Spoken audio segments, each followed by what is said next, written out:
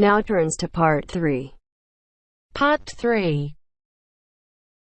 You will hear a woman called Phoebe, who is training to be a teacher, talking to her tutor called Tony about research she has done in a school. First, you have some time to look at questions 21 to 25.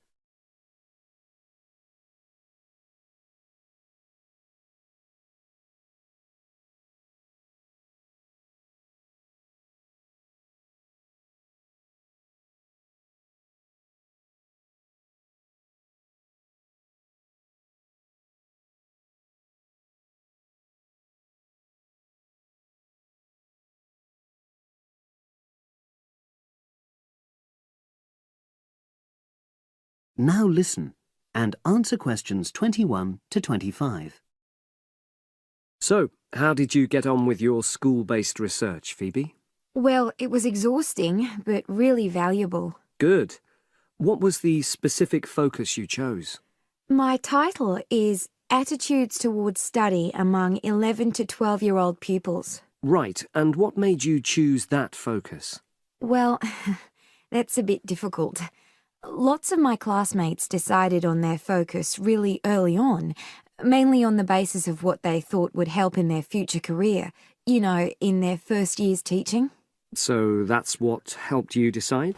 Actually, it was that I came across a book written by experienced teachers on student attitudes, and that motivated me to go for the topic. Okay. So what were your research questions or issues? Well, I wanted to look at the ways students responded to different teachers, particularly focusing on whether very strict teachers made teenagers less motivated. And from your research, did you find that was true? No, not from what I saw, from my 5 days observation, talking to people and so forth. Okay. We'll talk about the actual research methods in a moment, but before that, can you briefly summarise what your most striking findings are? Well, what really amazed me was the significant gender differences. I didn't set out to focus on that, but I found that boys were much more positive about being at school. Girls were more impatient. They talked a lot about wanting to grow up and leave school. Very interesting. Yeah, it is. From doing the research, it was clear to me that you might start out to focus on one thing, but you pick up lots of unexpected insights. Right. Did you get any insights into teaching? Yes, certainly. I was doing a lot of observations of the way kids with very different abilities collaborate on certain tasks, help each other. And I began to realise that the lessons were developing in really unexpected ways. So what conclusion do you draw from that? Well, I know it's necessary for teachers to prepare lessons carefully, but it's great if they also allow lessons to go their own ways. Good point. Now, I'm really pleased to see you doing this. Analysing and drawing conclusions based on data. But surely this isn't proper data. Because it's derived from such small-scale research. Well, as long as you don't make grand claims for your findings, this data is entirely valid. I like the way you're already stepping back from the experience and thinking about what you've learned about research. Well done. But I know I could have done it better. As you become more experienced, you'll find ways to reduce the risk of difficulties. Okay.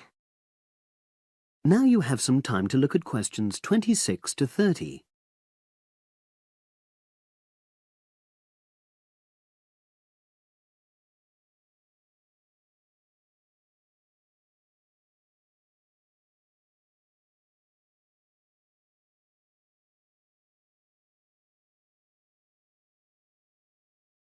Now listen and answer questions 26 to 30. So, let's look in more detail at how you gathered your data. Let's start with lesson observation. Well, it generally went quite smoothly. I chose my focus and designed my checklist. Then teachers allowed me into their classes without any problems, which surprised me. It was afterwards that the grueling work started. Yeah, it's very time-consuming, isn't it? Making sense of analysing your observation notes. Absolutely. Much more so than interview data, for example. That was relatively easy to process. though I wanted to make sure I used a high-quality recorder to make transcription easier. And I had to wait until one became available. Right. And did you interview some kids as well? In the end, yes. I talked to 10, and they were great. I'd imagined I'd be bored listening to them, but... So it was easy to concentrate? Sure. One of the teachers was a bit worried about the ethics, whether it was right to interview young pupils, and it took a while for him to agree to let me talk to 3 of the kids in his class, but he relented in the end. Good. What other methods did you use? I experimented with questionnaires, but I really regret that now. I decided to share the work with another student, but we had such different agendas it ended up taking twice as long. That's a shame. It might be worth you reflecting on ways you might improve on that for future projects. You're right, yeah. OK. And the other thing I did was stills photography. I didn't take as many pictures as I'd hoped to. Lack of time? It's pretty easy just snapping away, but I wanted each snap to have a purpose, that would contribute to my research aims, and I found that difficult. Well, that's understandable, but remember...